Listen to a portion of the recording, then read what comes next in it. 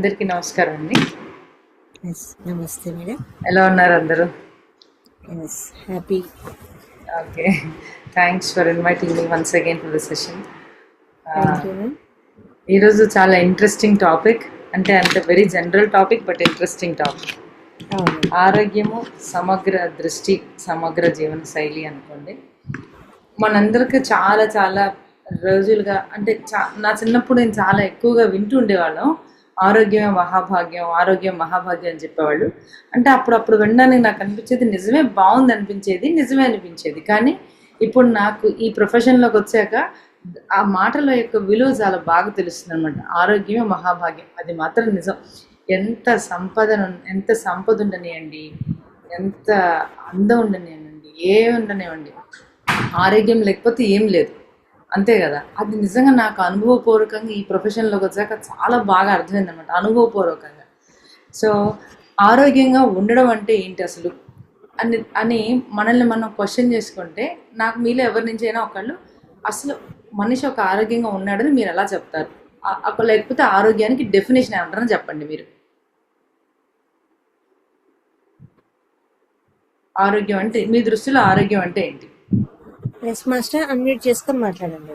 Unmute చేసుకొని చెప్పండి, ఎందుకంటే ఇంటరాక్టివ్గా ఉంటే మళ్ళీ మనం అదే టాపిక్ మీద కంటిన్యూ చేయొచ్చు.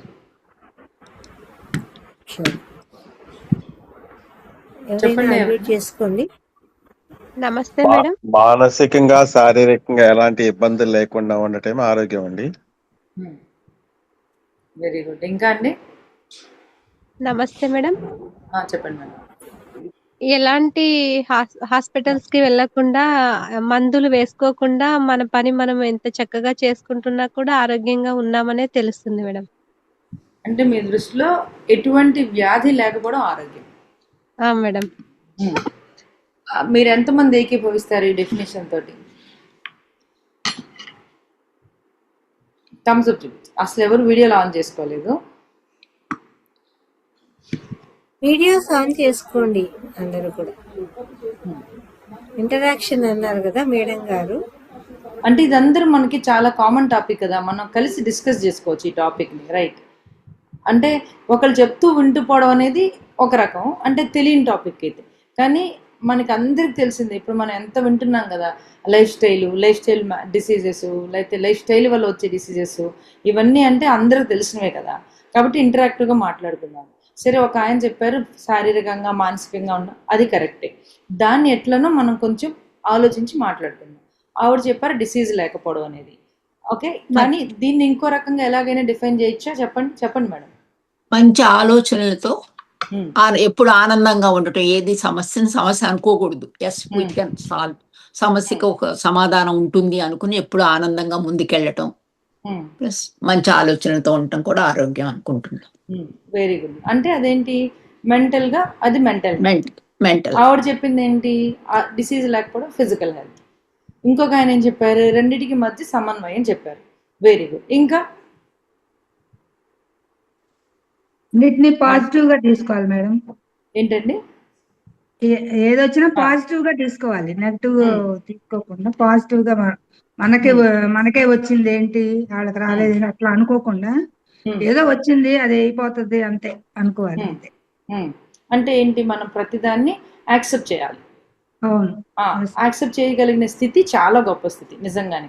అంటే ప్రతి సిచ్యువేషన్ని యాక్సెప్ట్ చేసి దానికి వెంటనే రియాక్ట్ అవ్వకుండా రెస్పాండ్ అవ్వడం, అంటే చర్య ప్రతిచర్య, అది కూడా మంచిది. ఇది కూడా మెంటల్ హెల్త్ ఒక రకంగా. అంటే మనం మానసికంగా చాలా స్ట్రాంగ్గా ఉంటేనే ఆ స్థితిలో ఉండగలం కదా. సో ఇంకేమైనా చెప్పగలం ఆరోగ్యం అంటే? మరి ఇప్పుడు మనం బయటికి కనిపించే శరీరం, అంటే డిసీజెస్ రాకుండా చెప్పారు, మెంటల్ హెల్త్ చెప్పారు.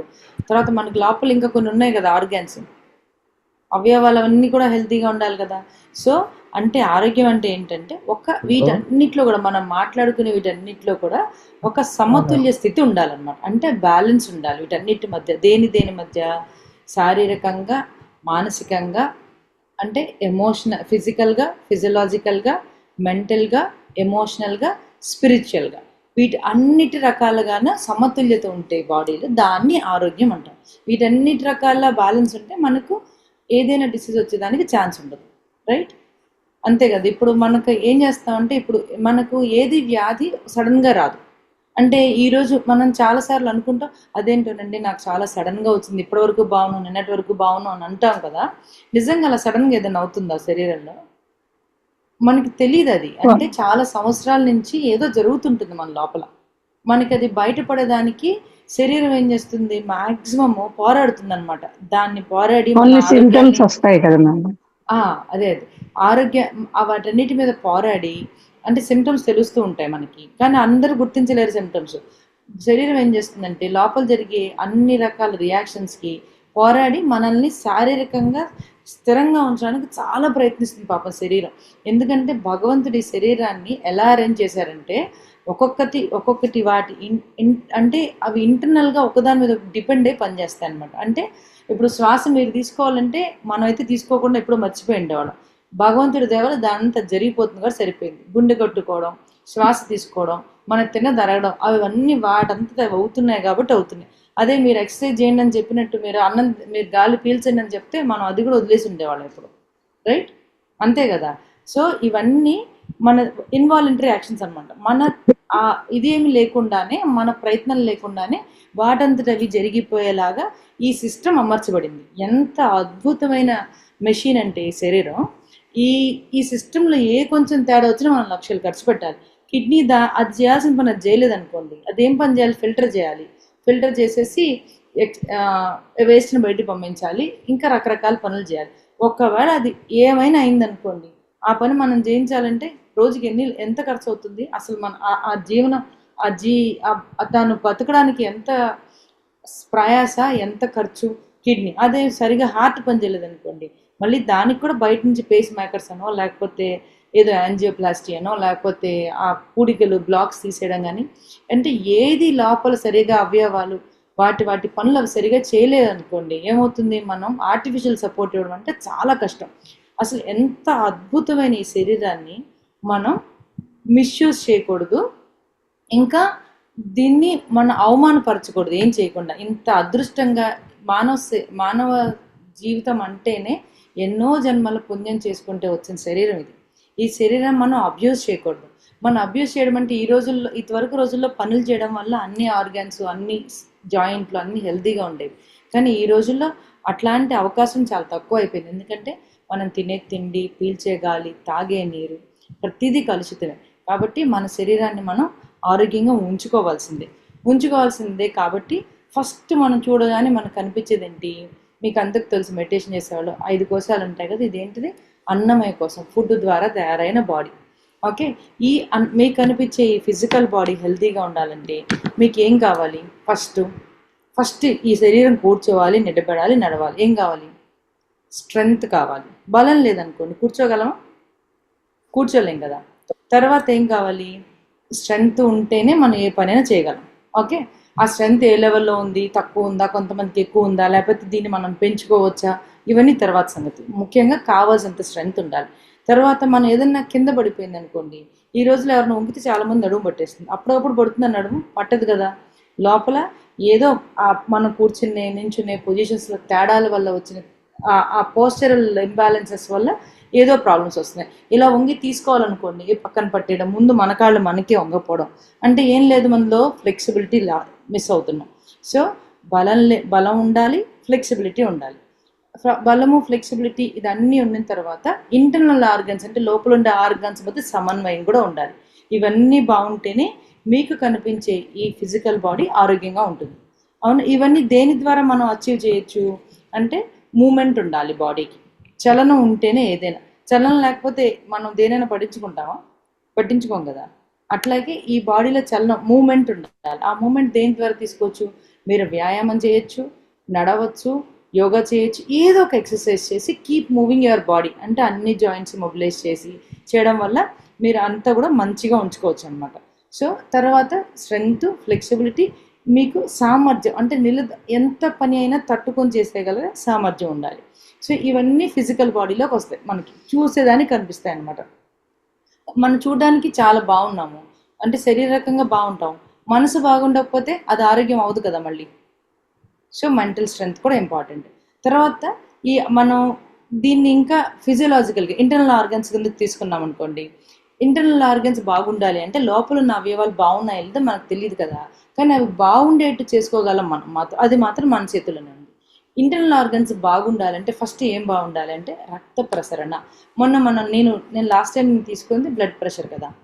రక్త ప్రసరణ అంటే ఏంటి? ప్రతి చోటకి, ప్రతి కార్నర్లో, బాడీ ప్రతి ఒక్క మూలకి కూడా మనకు సర్క్యులేషన్ ఉండాలి, రక్త ప్రసరణ సరిగా ఉండాలి. ఈ రక్త ప్రసరణ సరిగా ఉండలేదనుకోండి, ఏ అవయవం దగ్గరికి రక్తం సరిగా వెళ్ళకపోతే ఆ అవయవం దగ్గర ఏమవుతుంది?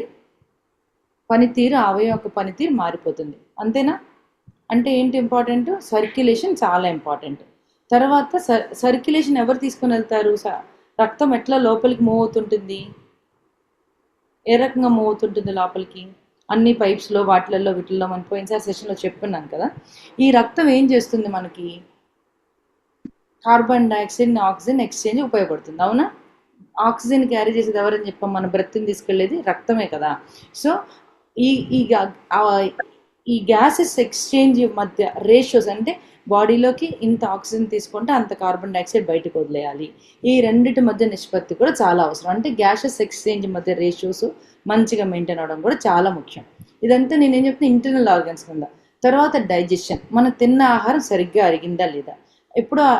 మనకి ఇప్పుడు ఏం ప్రాబ్లమ్స్ వస్తున్నాయి? ఎక్కువగా అసిడిటీ, గ్యాస్ట్రిక్ ప్రాబ్లమ్స్. ఇవన్నీ ఎందుకు వస్తున్నాయి అంటే మన డైజెస్టివ్ ఆర్గన్ సరిగ్గా పనిచేయకపోవడం వల్ల వస్తున్నాయి. తర్వాత ఇంకా హార్మోనల్ ప్రాబ్లమ్స్, అంటే ఇప్పుడు మనం చాలా మట్టుకు ఇన్ఫర్టిలిటీ అని వింటున్నాము, పీసీఓడీస్ అని వింటున్నాము, తర్వాత థైరాయిడ్, ఇవన్నీ ఏంటి డిసీజెస్ అన్నీ? సైకోసోమాటిక్ డిసీజెస్ అంటారు వీటిని. అంటే ఏంటంటే మానసిక స్థితి వల్ల వచ్చే ఆరోగ్యంలో వచ్చే ప్రాబ్లమ్స్ అనమాట. మనకు చాలా మట్టుకు మన బాడీ ఎంత అద్భుతంగా డిజైన్ చేయబడిందంటే, మీరు ఎంత స్ట్రెస్ అయినా తీసుకోండి, ఈ మనోమయ కోసం మీకు అందరికి పంచకోశాల గురించి ఐడియా ఉండే ఉంటుంది కదా. పోనీ మెంటల్ బాడీ అనుకోండి. ఈ మెంటల్ బాడీలో మీరు తీసుకున్న స్ట్రెస్ మ్యాక్సిమం న్యూట్రలైజ్ చేయడానికి ట్రై చేస్తుంది బాడీ. ఎప్పుడైతే అక్కడున్న స్ట్రెస్ని ఆ మైండ్ భరించలేకపోతుందో శరీరం మీదకి వదిలేస్తుంది. అది మైండ్లో ఉన్నంత మట్టుకు దాన్ని అది అంటాం.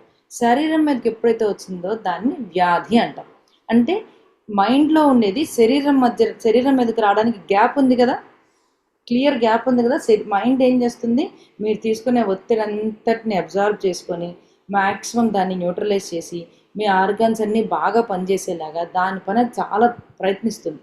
కానీ అది కూడా అయిపోయింది, ఆ సాచురేషన్ కూడా దానివల్ల కావట్లా. అప్పుడు శరీరం మీదకి వదిలేస్తుంది. అలా వచ్చినవే డయాబెటీస్, బ్లడ్ ప్రెషరు, ఈ సోరియాసిస్ లాంటి స్కిన్ ప్రాబ్లమ్స్, ఇంకా థైరాయిడ్, ఇలాంటి ప్రాబ్లమ్స్ అన్ని వీటిని సైకోసోమాటిక్ డిసీజెస్ అంటారు, హార్మోనల్ ఇంబ్యాలెన్స్ వీటిని అనమాట. కానీ ఈ అది అనేది వ్యాధిగా కన్వర్ట్ అయ్యే పీరియడ్లో మనకి మీరు ఇందాక చెప్పారు కదా కొంతమంది సిమ్టమ్స్ ఉంటాయని. ఆ సిమ్టమ్స్ ఉన్నప్పుడు మనం రిపేర్ చేసుకోవచ్చు బాడీని. కనిపిస్తున్న సిమ్టమ్స్ని గమనించుకొని మనం ఎక్సర్సైజ్ చేయడము, మెడికేషన్ హెల్ప్ తీసుకొని, ఏది హెల్ప్ అయినా తీసుకోండి, ఎక్సర్సైజ్ మాత్రం చేయాలి. ఎందుకంటే మీ బాడీ టాక్సిన్స్ని ఎట్లాగైనా బయటికి రిలీజ్ చేయాలి. మందు వాడేది దేనికి వాడతారు? మీరు సిమ్టమ్స్కి మాత్రమే వాడతారు. కానీ రూట్ని బాగు చేయగలదా? దానికి వచ్చే సిమ్టమ్స్కి మాత్రం మీరు మందులు వాడగలరు, రూట్ని మీరేం చేయలేరు. కాబట్టి రూట్నితో సహా బాగు చేసుకోగల ఇది మీకేంటంటే మీరు చేసే ఎక్సర్సైజ్లో ధ్యానము, వ్యాయామము, యోగా వీటన్నిటితోటి మీరు రూట్ నుంచి క్లియర్ చేసుకోవచ్చు. సో అదిని వ్యాధిలోకి కన్వర్ట్ అయ్యేటప్పుడు please note that face symptoms. అసలు అది దాకా కూడా తీసుకోవచ్చుకోకూడదంటే మెంటల్ బ్యాలెన్స్ గురించి మాట్లాడుకోవాలి మనం. మెంటల్ బ్యాలెన్స్లో ఏం జరుగుతుంది? మనకి అధిక ఒత్తిడి, టెన్షన్, యాంగ్జైటీ మన రెగ్యులర్ లైఫ్లో ఉండేది. వీటన్నిటి వల్ల ఏమవుతుందంటే లోపల ఎక్కువ స్ట్రెస్ హార్మోన్స్ రిలీజ్ అయిపోయి, అవి స్ట్రెస్ హార్మోన్స్ అన్ని బాడీలో రిలీజ్ అయింది ఎక్కడో చోట అక్యుములేట్ అవ్వాలి, లేదంటే బయటికి రావాలి అంటే మీరు ఎక్సర్సైజ్ చేయాలి, బ్రీదింగ్ చేయాలి, ఏదో ఒకటి చేయాలి. పోనీ అదంతా చేయట్లేదంటే డెఫినెట్గా ఎక్కడో చోట అక్యుములేట్ అయిపోతాయి. మనం ఇందాక అనుకున్నాం కదా, ఈరోజు నాకు ఉన్నట్టుండి ఇలా అయిందండి, ఉన్నట్టుండి ఏదే అవ్వదు. అవి ఎక్కడో చోట అక్యుములేట్ అయి కూర్చుని ఆయా అవయవాల్ని పనితీరు దెబ్బతీస్తాయి అన్నమాట. సో ఈ మెంటల్ బాడీలో వచ్చే మెంటల్ లెవెల్లో మీరు తీసుకునే స్ట్రెస్, యాంగ్జైటీ ఇవన్నీ అవి మీ బాడీ గురైనప్పుడు అవి రిలీజ్ చేసే ఈ హార్మోన్స్ అన్నీ కూడా మీ ఫిజికల్ బాడీని డ్యామేజ్ చేస్తాయి. ఎట్లాగా సైకోసమాటిక్ హార్మోనల్ ఇంబ్యాలెన్స్ వలనో, లేకపోతే ఇందాక మాట్లాడుకున్నాం కదా, బ్యాక్ పెయిన్, స్ట్రెస్ తీసుకుంటే బ్యాక్ పెయిన్ వస్తుంది బాగా. అంటే ఇక్కడి నుంచి ఇక్కడ ఇంటర్ కనెక్టెడ్ కదా, స్పైన్ మెడ నుంచి నడుము వరకు ఇంటర్ కనెక్టెడ్ అయినా టెన్షన్ ఎక్కువైతే బ్యాక్ పెయిన్ ఎక్కువ అవుతుంది, బ్యాక్ పెయిన్ ఎక్కువైతే తొందరగా టెన్షన్ పడుతుంది. రైట్? మీరు ఎవరైనా గమనించారు, ఎవరికైనా బ్యాక్ పెయిన్ ఉన్న వాళ్ళకి తెలుస్తుంది బాగా. మీరు టెన్షన్ పడ్డారనుకోండి త్వరగా బ్యాక్ పెయిన్ వచ్చేస్తుంది. బ్యాక్ పెయిన్ ఎక్కువ ఉంది అనుకోండి తొందరగా టెన్షన్ పడతాం. అంటే everything is interlinked in the body. ప్రతిదీ కూడా ఇంటర్లింక్డ్. కాబట్టి మానసిక స్థితి, మెంటల్ కండిషన్ చాలా బాగుండాలి. చాలా బాగుండాలంటే ఇందాక మనం మాట్లాడుకున్న ఒకళ్ళు చెప్పారు కదా, ఏది ఎలా వస్తే అలా యాక్సెప్ట్ చేయాలండి. Very true. అలా యాక్సెప్ట్ చేయగలిగినప్పుడు అంటే మనం చూసే దృక్పథం, ఒక పరిస్థితిని మనం చూసే దృక్పథం పట్ల మన అవగాహన మారినప్పుడు మనం రియాక్ట్ అయ్యేది వేరుగా ఉంటుంది. రియాక్షన్ రెస్పాండ్కి మధ్య చాలా డిఫరెన్స్ ఉంటుందన్నమాట. ఆ రకంగా మనం మైండ్ని కంట్రోల్ చేసుకోవచ్చు. అంటే ఎట్లా కంట్రోల్ చేసుకోవచ్చు? యాజ్ ఇట్ ఈస్గా మనం కంట్రోల్ చేసేసుకోవాలంటే చేసుకోవాలి. ఒక స్ప్రింగ్ ఇలా తొక్కి పెట్టామనుకోండి, ఒకసారి తీసేస్తే పైకి కొడుతుంది. సో దేన్ని కూడా తొక్కి పెట్టకూడదు, దేన్ని కూడా అణచకూడదు. అన్నిటినీ అవగాహన తెచ్చుకోవాలి. అన్నిటి మీద అన్నిటినీ ఎక్స్పీరియన్స్ చేయాలి, అన్నిటినీ యాక్సెప్ట్ చేయాలి. యాక్సెప్ట్ చేస్తే మనం ఇచ్చే రియాక్షన్ చాలా వేరేగా ఉంటుంది. యాక్సెప్ట్ చేయకపోతే మనం ఇచ్చే రియాక్షన్ వేరేగా ఉంటుంది. సో ఈ డిఫరెన్సెస్ని మనం చూసుకోగలగాలి. అప్పుడు మనం మెంటల్ స్టెబిలిటీ వస్తుంది, క్లారిటీ వస్తుంది, థింకింగ్లో క్లారిటీ ఉంటుంది, ఫోకస్ ఉంటుంది. మైండ్ గజిబిజిగా ఉంటే మన ఆలోచన విధానమే వేరేగా ఉంటుంది. అవునా? మైండ్ ప్రశాంతంగా ఉన్నప్పుడు ఆలోచన చాలా వేరుగా ఉంటుంది. సో మనం ఎప్పుడైతే పీస్ఫుల్గా స్టేబుల్గా ఉంటామో అప్పుడు మన ఆలోచన విధానంలో వచ్చే మార్పు గమనించుకోండి మీరు, చాలా డిఫరెన్స్ ఉంటుంది. అంటే ఏంటి? మీ clarity in thinking, focus, awareness, ఇవన్నీ చాలా చాలా ఇంపార్టెంట్ అనమాట. అంటే ఇప్పుడైనా మనం మాట్లాడుతున్నాం అనుకోండి, ఒకసారి అవేర్నెస్తో మాట్లాడితే మన మాట తీరే వేరుగా ఉంటుంది. అట్లా ఇన్ని రకాలుగా మెంటల్ కండిషన్స్ని మనం ఆలోచించవచ్చు అనమాట. ఆరోగ్యంలో ఇది ఒక పార్ట్. తర్వాత ఎమోషనల్ బ్యాలెన్స్, ఇది చాలా. ఇప్పుడు నేను మిమ్మల్ని క్వశ్చన్ అడుగుతాను, చెప్పండి. మనకి బాగా ఎనర్జీ ఖర్చు అయ్యేది దేని వల్ల అవుతుంది చెప్పండి? ఎవరైనా సరే ఆన్సర్ చేయండి. మనకి ఎనర్జీ ఖర్చు ఏ పని వల్ల ఎక్కువ అవుతుంది? ఆలోచన వల్లనా మేడం? కరెక్ట్. ఎందుకు అవుతుందండి ఆలోచన వల్ల? స్ట్రెస్ ఎక్కువ అవుతుంది కదా మేడం. ప్రతి ఆలోచన స్ట్రెస్ అవ్వక్కర్లేదుగా. అదే, కానీ మీరు చెప్పింది చాలా కరెక్ట్. ఆలోచన వల్లనే ఎనర్జీ. మనం బాగా ఒక సాడ్ న్యూస్ విన్నాం అనుకోండి, అసలు అట్లా నీరు గారినట్టు అయిపోయాను నేను అని చెప్తాం కదా. దేనివల్ల మనం ఇక్కడ ఏం పని చేయలే, పరిగెట్టలా, ఏం చేయలేదు. కానీ ఏంటి, ఒక చిన్న ఆలోచన కొంగు తీసేస్తుంది మనిషిని. ఎందువల్ల ఇదంతా? ఎక్కడొస్తుంది మార్పు? ఆలోచనేగా. ఒకటి విన్నాం అంతేగా, మనం ఏం చేయలేదు, ఫిజికల్ బాడీతో ఏం చేయలేం మనం. ఎట్లా వస్తుంది మార్పు మరి? అది విన్నప్పుడు మీలో వచ్చే రెస్పాన్స్, మీ ఇంటర్నల్ ఆర్గన్స్, మీ బ్రెయిన్ పొందే ఆ అనుభూతితోటి ఆ రెస్పాన్స్ ఉంటుంది చూడండి. అంటే ఏంటంటే ఆ రెస్పాన్స్ నుంచి మీ బాడీని రక్షించడానికి బ్లడ్ ప్రెషర్ ఎక్కువ అవుతుంది ఫస్ట్. తర్వాత కొన్ని కెమికల్స్ రిలీజ్ అయిపోతాయి బాడీలో, వాటినే స్టెరాయిడ్స్, కార్టికోస్టెరాయిడ్స్ అంటాం. అవే స్ట్రెస్ హార్మోన్స్. వాటి వల్ల మీరంతా నీరు గార్చినట్టు ఎనర్జీ అంతా పోతుంది. ఒక్క ఆలోచన చాలు మనల్ని నాశనం చేసేసేయడానికి. ఒక్క ఆలోచన చాలు మనం పైకి తీసుకెళ్ళడానికి. an idea can change your life కదా. ఆలోచన పాజిటివా నెగిటివా? స్ట్రెస్ పాజిటివ్ స్ట్రెస్సా నెగిటివ్ స్ట్రెస్సా? ఇప్పుడు స్టూడెంట్స్కి ఉండాల్సింది ఏం స్ట్రెస్? అచీవ్మెంట్ ఉండాలి, అచీవ్ చేయాలి, గోల్స్ రీచ్ అవ్వాలి. అంటే దాన్ని యూ స్ట్రెస్ అంటాం అనమాట. యూ స్ట్రెస్ అంటాం, అది పాజిటివ్ స్ట్రెస్. కానీ ఇప్పుడు స్టూడెంట్స్ అందరూ దాన్ని నెగిటివ్గా తీసుకుంటున్నారు, అది వేరే సంగతి. స్టూడెంట్స్కి అచీవర్స్కి ఉండాల్సింది పాజిటివ్ స్ట్రెస్ ఉండాలి.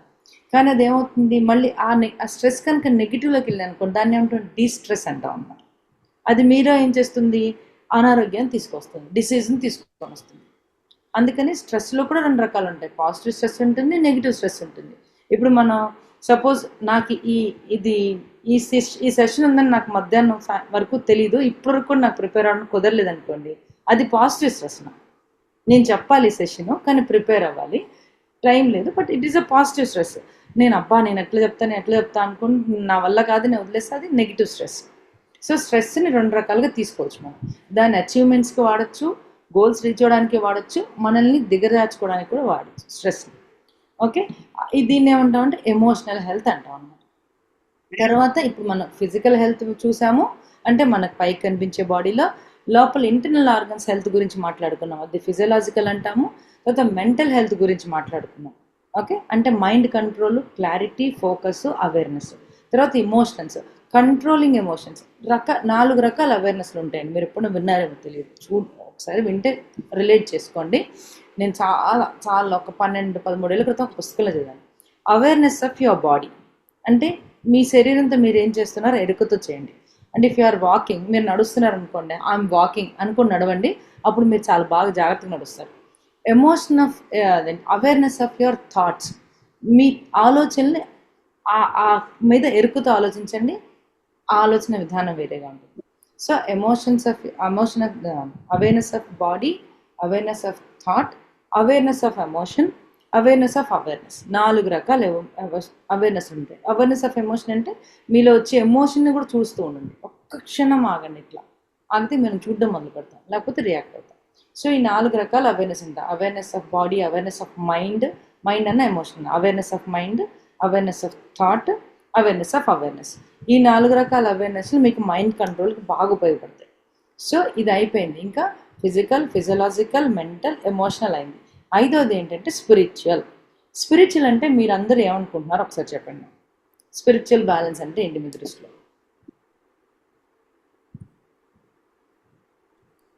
ఎవరైనా ఆన్సర్ చేయండి. ధ్యానం చేయటం అమ్మ. ఇంకా ఆధ్యాత్మికంగా ఉండటం. ఇంకా అండి, అసలు స్పిరిచువాలిటీ డెఫినేషన్ ఏంటి మీ దృష్టిలో?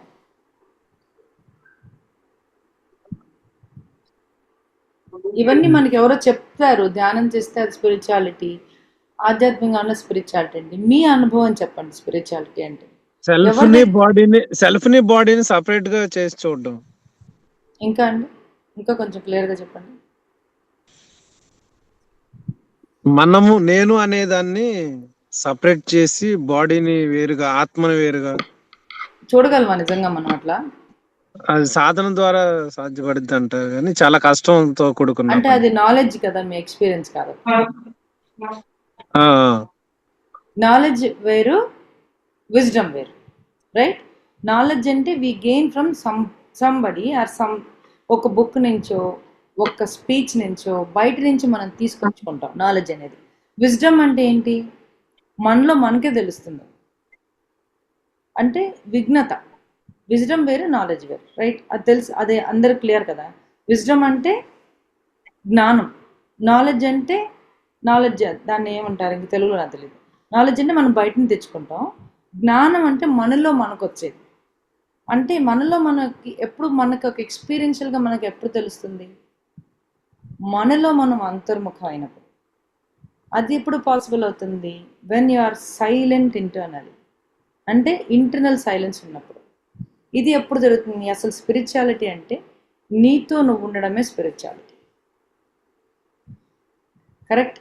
అంటే మీరందరూ ఏకీభవిస్తారా? స్పిరిచువాలిటీ ధ్యానం చేయడమనో, లేకపోతే మంత్రం చేయడమనో, లేకపోతే ఇప్పుడు ఆత్మ పరమాత్మ వేరేనే, లేకపోతే ఆత్మ పరమాత్మ ఒకటే, మన వాటి మధ్య సమన్వయం, ఇవన్నీ మనం విన్నాం కదా, మన పుస్తకాల నుంచి నేర్చుకున్నాం, విన్నాం. మన సెల్ఫ్, మనతో మనం ఉండడమే స్పిరిచువాలిటీ.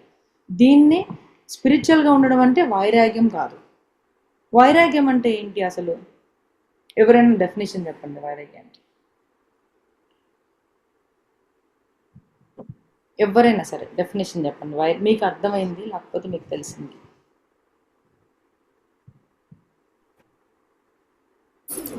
దేని మీద ధ్యాస లేకుండా ఉండడం. అది అవుతుందండి అసలు? ఈ మెటీరియల్ వరల్డ్లో దేని మీద ధ్యాస లేకుండా ఉండగలం మనం?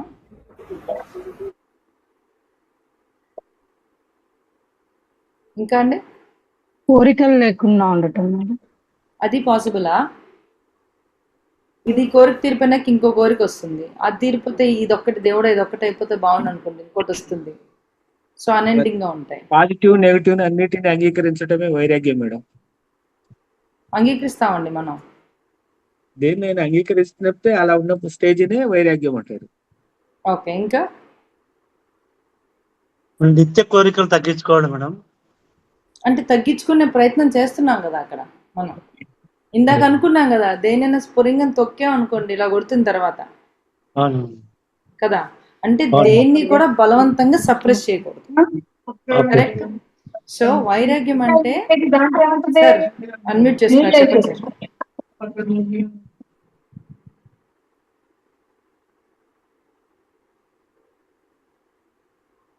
దేని మీద ధ్యాస లేకపోవడం కాదు, అన్ని అనుభవించేశానని తెలుసుకోవడం వైరాగ్యం. అంటే ఇప్పుడు నేను ఇప్పుడు సపోజ్ నాన్ వెజిటేరియన్స్ ఉంటే, నేను ఇప్పుడు నాన్ వెజ్ తినకూడదు అని డెసిషన్ తీసుకొని నాన్ వెజ్ ఆపేస్తే, బలవంతంగా దాన్ని సప్రెస్ చేస్తే మళ్ళీ కుదురుగా తింటారు, కొంతమంది ఉండగలుగుతారు. దాన్ని సప్రెస్ చేస్తున్నాం. అదే బాగా తినేసి దాన్ని విరక్తి పుట్టి మానేయడం వేరు. ఓకే, అంటే ఏదైనా సరే మనం ఇంక దాని మీద ఇంకేం ఉండని పరిస్థితి అనమాట. అంటే ఇది ప్రయత్నపూర్వకంగా చేసేది కదా, అయిపోవాలి. అది అయిపోవాలి అంటే అనుభవించేసానని తెలుసుకోగలగడం వైరాగ్యం. స్ట్రాంగ్ డిస్పాషన్ అంటారు అనమాట దాన్ని. అనుభవించేసానని తెలుసుకోవడం, అంతేగాని విరక్తి కాదు, లేకపోతే ఒక విషయం పట్ల ఇష్టం లేకపోవడం లేదు, కోరిక ఎందుకంటే ఒక్కసారి హ్యూమన్ ఫామ్ తీసుకున్న తర్వాత, ఈ మెటీరియల్ వరల్డ్లోకి వచ్చిన తర్వాత, మనం ఈ మెటీరియల్ వరల్డ్లో మీరు అవునన్నా కాదన్నా సరే 70 అంటే 90% 100% ఉంటామని చెప్పొచ్చు. లేదు మేము ఇంకా స్పిరిచువల్గా ఉన్నాము అని అనుకునే వాళ్ళు 10% డిఫరెంట్గా ఉంటారు, 5%, 1%, 10%. బట్ కోరికలు లేకుండా ఆ కోరికలను బలవంతంగా ఆపుకోవడం, ఇదన్నీ చేయడం అనేది ఈ మెటీరియల్లో చాలా కష్టం. కానీ ఏది ఈజీ అంటే మనల్ని మనం తెలుసుకునే ప్రయత్నం చేయడం ఈజీ, స్పిరిచువల్ బ్యాలెన్స్ ఉంచుకోవడం ఈజీ, అనుభవించేసానని తెలుసుకోవడం అది కూడా చెప్తున్నాను కదా, ఒక స్టేట్ ఆఫ్ మైండ్ అనమాట. అది ఆ మైండ్లోకి మనం అయిపోతాం మనం, అంతేగాని బలవంతంగా దేన్ని తీసుకురాలేము. We will become that. మామూలుగా చెప్తాం కదా, 4 వేదాలు 4 మహావాక్యాలు అంటారు, తెలుసు కదా. అయం ఆత్మ బ్రహ్మ, ప్రజ్ఞానం బ్రహ్మ, అహం బ్రహ్మాస్మి. ఇవన్నీ అంటే ఏంటి అంటే, నువ్వే అది, అయం ఆత్మ బ్రహ్మ, నేనే బ్రహ్మ, అహం బ్రహ్మాస్మి, నేనే బ్రహ్మ, ప్రజ్ఞానం బ్రహ్మ, తత్వం అసి. అంటే మన ఏది ఎవరు చెప్పినా సరే నువ్వు ఆ భగవంతుడు వేరు కాదు, మన ఇద్దరం ఒకటే. అంటే నువ్వు సెపరేట్ కాదు, అణువు పరమాణువు లాగా కదా, ఇది సెపరేట్ కాదు. కానీ ఎప్పుడైనా సరే ఈ ఆత్మ వెళ్ళి ఆ పరమాత్మలో లీనమైపోవాల్సిందే. అందుకని ఇవన్నీ ఈ డెఫినేషన్స్ అని, ఈ మహావాక్యాలను చెప్పారు. కానీ అది మనం అనుభవపూర్వకంగా తెలుసుకోగలుగుతామా లేదనేది ఇండివిజువల్ కర్మ, రైట్. సో నువ్వే అది అని తెలుసుకోవడం అది వేరు. రమణ మహర్షి అదే స్పిరిచువాలిటీ. కానీ ఆ స్టేట్ రావాలి అంటే it will happen automatically. Happiness మనకు ఒక హ్యాపీనెస్ అంటే ఏంటి చెప్పండి ఒకసారి. ఇంకొక క్వశ్చన్, హ్యాపీనెస్ అంటే ఏంటి?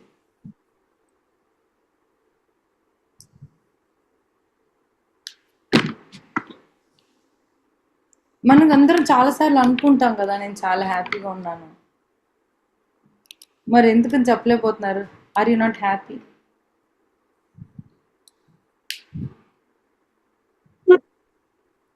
మన హ్యాపీనెస్ దేని మీదైనా డిపెండ్ అయి ఉంటే, ఈ పని అయితే నేను సంతోషంగా ఉంటాను, ఇది కొనుక్కుంటే నేను సంతోషంగా ఉంటాను అనే హ్యాపీనెస్ నిజంగా హ్యాపీనెస్సా? అది దేని వల్ల వచ్చింది? బయట దాన్ని బట్టి వచ్చింది, ఆ వస్తువు వల్ల వచ్చింది, ఆ పరిస్థితి వల్ల వచ్చింది. కానీ happiness should be with in you కదా. అది నీ లోపల ఉంటే నీకు ఆ వస్తువు ఉన్నా లేకపోయినా నువ్వు సంతోషంగా ఉంటావు. అంటే your happiness should not depend on any person, any thing, any material. అది నిజమైన సంతోషం. అది ఎప్పుడు వస్తుంది? మనతో మనం హ్యాపీగా ఉన్నప్పుడు, మనతో మనం సాటిస్ఫైడ్గా ఉన్నప్పుడు, మనలో మనకి కంటెంట్మెంట్ ఉన్నప్పుడు మాత్రమే, మనతో మనం సంతోషంగా ఉన్నప్పుడు మాత్రమే మన హ్యాపీనెస్ వేరే వాళ్ళ మీద, వేరే వస్తువు మీద డిపెండ్ అవుతుంది. ఇలాంటి స్థితి వస్తే దాన్ని ఏమంటాం మనం?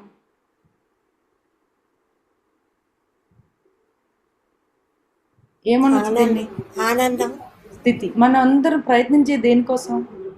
ఆనందం కోసం. ఈ ఆనంద స్థితి షుడ్ హ్యాపెన్ ఆటోమేటికలీ. ఇది దానంతది అయిపోవాలి, రైట్. దానంతది అయిపోవాలి. మనం ప్రయత్నిస్తే ప్రయత్నమే అవుతుంది.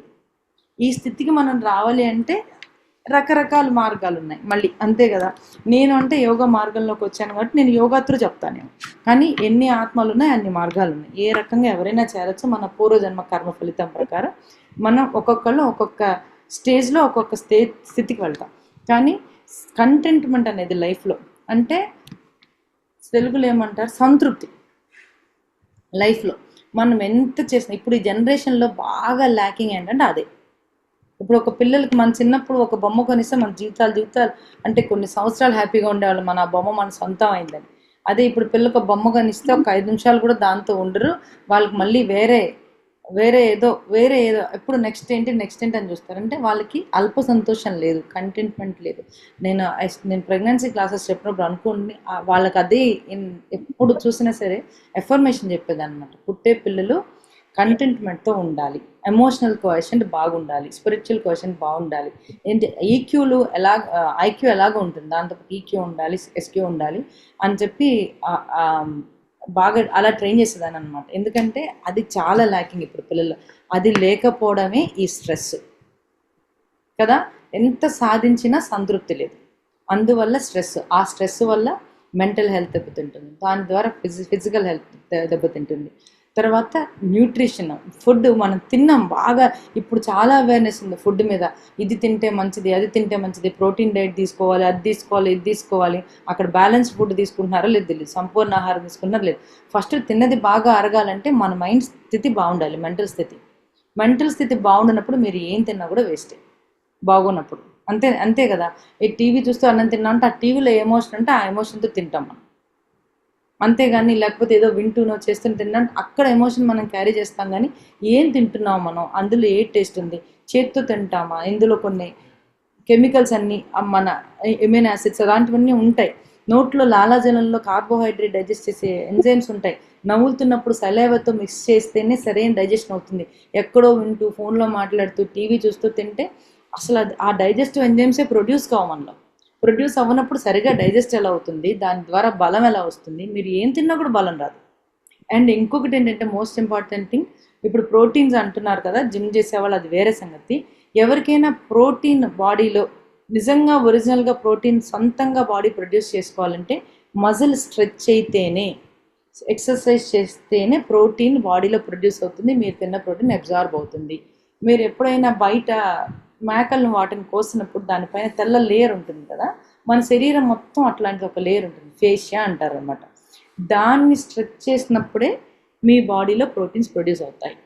దాన్ని అంటే మీరు ఒక పొజిషన్లో ఒక ఆసనంలో కానీ స్టేబుల్గా ఉండగలిగితే ఆ బరువుని మీ శరీరం మోసి ఆ ఫేషియా స్ట్రెచ్ అయితేనే మీకు ప్రోటీన్ అబ్జార్ప్షన్ కానీ ప్రోటీన్ ప్రొడక్షన్ కానీ ఉంటుంది బాడీలో. అంతేగాని బయట నుంచి తీసుకునేది కాదు. విటమిన్స్ మినరల్స్ అన్నీ బ్యాలెన్స్ ఉండాలంటే మీ ఆలోచన విధానం బాగుండాలి. మనం తీసుకునే ఆహారం ఎంత ఆరోగ్యకరమైనదైనా అయినప్పటికీ మనం తినే టైంలో మన మానసిక స్థితి ఎలా ఉందో దాన్ని బట్టి మనకు దాని నుండి వచ్చే ఎనర్జీ, అది వచ్చే డైజెషన్ అన్నీ డిపెండ్ అయి ఉంటాయి. సో అందుకని ఏంటంటే న్యూట్రిషన్ అంటే రకరకాలు ఉండొచ్చు. First of all mind set is very important while having food, అది గుర్తుపెట్టుకోండి. సో ఆరోగ్యంగా ఉండాలంటే ఇన్ని ఆస్పెక్ట్స్ ఉన్నాయి. Not just the absence of disease, not just the mental condition, not just the physical condition, not just the physiological condition. అంటే ఇవన్నీ ఇండివిజువల్గా ఒకటొకటి కాదు, ఇవన్నీ ఇంటిగ్రేటెడ్గా పనిచేస్తేనే మనం సంపూర్ణంగా ఆరోగ్యంగా ఉన్నట్టు. అంతేనండి.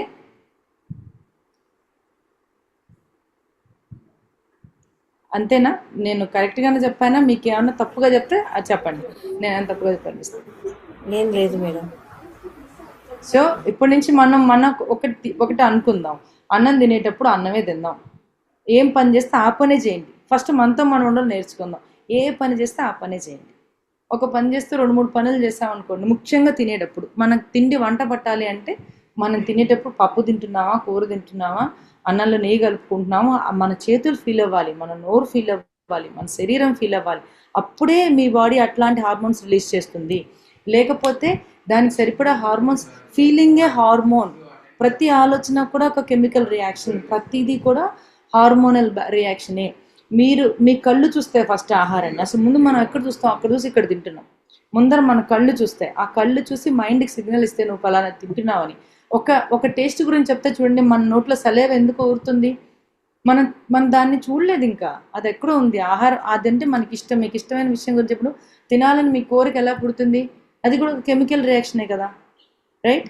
సో అందుకని నేను ఆహారం గురించి ఎందుకు చెప్పట్లేదు ఎక్కువ అంటే, చాలా ఉంది ఇప్పుడు మీకు తెలుసుకోవాలంటే. కానీ ముఖ్యమైన విషయం ఏంటంటే తినేటప్పుడు జాగ్రత్తగా తినండి, ఎక్స్పీరియన్స్ చేయండి దాన్ని, చక్కగా ఎంజాయ్ చేస్తారు.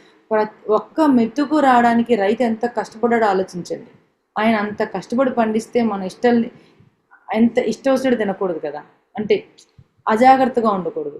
ప్రతి చిన్నది, నీళ్లు తాగేటప్పుడు కూడా థ్యాంక్స్ చెప్పాలి. నేనైతే అనుకుంటాను మంచినీళ్ళు తాగేటప్పుడు కూడా, అబ్బా ఈ మంచినీళ్ళు లేకపోతే యూనివర్స్కి ప్రతిదీ థ్యాంక్ఫుల్గా ఉండాలి. మంచినీళ్ళు తాగినందుకు, అన్నం తిన్నందుకు, ఈ సిస్టమ్, ఈ మన మాధ్యమానికి, everything you should be grateful for everything in this world అనమాట. మన ఆ కృతజ్ఞతా భావం నీలో నిండిపోతే, మనలో ఆ కృతజ్ఞతా భావం నిండితే మనలో ఆటోమేటిక్గా యాక్సెప్టెన్స్ వచ్చేస్తుంది ప్రతిదానికి, రైట్ అండి? అంతే కదా, ప్రతిదానికి. నేను మంచినీళ్ళు తాగినప్పుడల్లా అదొక భగవంతుడి ప్రసాదం, ఆహారం భగవంతుడి ప్రసాదం. ప్రతిదీ అంతే, ప్రతిదీ అంతే. ఆయన అనుగ్రహం లేనిది ఇక్కడ ఆకు కూడా అల్లాడదు, అది ఆయన మేనిఫెస్టేషన్, ఎవ్రీథింగ్. ఈ పెన్ను కూడా ఒక మనిషి మైండ్ అనుకోండి, ఈ ఫోన్ ఒక మనిషి మైండ్ అనుకోండి. ఆ మనిషిని ఆ మైండ్లో మేనిఫెస్ట్ చేసింది ఎవరు? ఆయనే. ఆయనకు మనం వేరేం కాదు. So we both are equal. నువ్వు అది ఒకటే. ఆయన ఆత్మ బ్రహ్మ, అహం బ్రహ్మాస్మి. మనం వేరే కాదు, అందరూ సేమ్.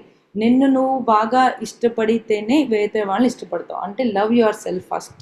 అప్పుడు నిన్ను ఎలా ఇష్టపడుతున్నావో అందరినీ అదే రకంగా ఇష్టపడే స్థితి మనలో వస్తుంది. అంటే universal oneness with the universe. ఇదన్నీ ఫీలింగ్స్ మనసులో అంటే ఆటోమేటిక్గా కంటెంట్మెంట్ వచ్చేస్తుంది. మెంటల్ హెల్త్ బాగుంటుంది, ఎమోషనల్ హెల్త్ బాగుంటుంది, ఫిజికల్ హెల్త్ బాగుంటుంది, ఫిజియలాజికల్ హెల్త్ బాగుంటుంది. అప్పుడు నిజమైన హ్యాపీనెస్ని అనుభవపూర్వకంగా తెలుసుకోగలుగుతారు. అంటే ఇక్కడ మీ హ్యాపీనెస్ ఒక వస్తువు మీద డిపెండ్ అయ్యలేదు, మీ లోపల నుంచి వచ్చింది. Because you are feeling grateful and thankful for everything whatever you have. ఈ పెన్ను, ఈ పుస్తకం, ఈ ల్యాప్టాప్, ఈ మాధ్యమం, ఈ సోషల్ మీడియా, ఈ ఇన్స్టిట్యూషన్, ఎవ్రీథింగ్ ఈజ్ హిస్. ఆయన అనుగ్రహం వల్ల వచ్చింది. మనం ఇలా మాట్లాడుకుంటున్నాం అంటే కూడా దట్ ఈస్ హిస్ ప్లాన్. మనం నిమిత్త మాత్రం, నేను అనేది ఏది లేదు ఇక్కడ. ఆయన చేతిలో మన జస్ట్ టూల్స్. ఈరోజు ఇక్కడ నేను మాట్లాడాలని ఉంది, ఆయన చెప్పారు, మనం మాట్లాడుతాం అంతే. నాది ఇక్కడ ఈ పేరు తప్పించి ఇక్కడ ఏం లేదు. So we are just tools in his hands.